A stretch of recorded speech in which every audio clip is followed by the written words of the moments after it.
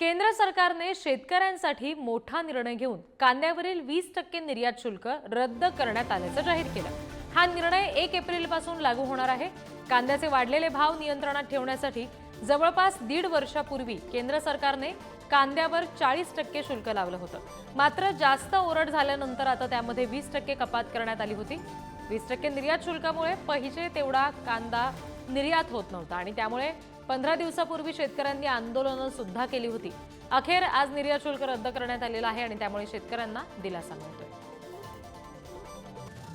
आणखी तपशील घेऊया, प्रतिनिधी किरण ताजणे आपल्याशी जोडले गेले त्यांच्याकडून। किरण, केंद्र सरकारनं या घेतलेल्या निर्णयामुळे शेतकऱ्यांना नेमका कसा फायदा होऊ शकतो?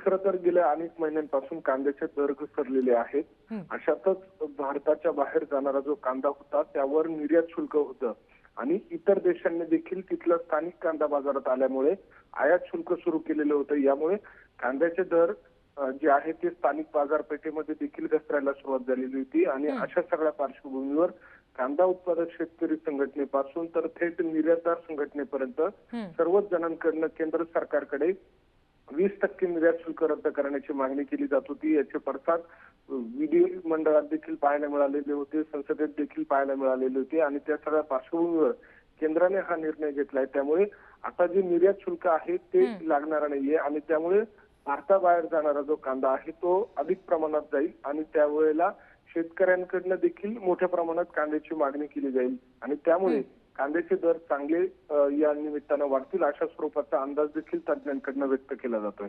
जी, धन्यवाद सगळ्या तपशिलांसाठी किरण।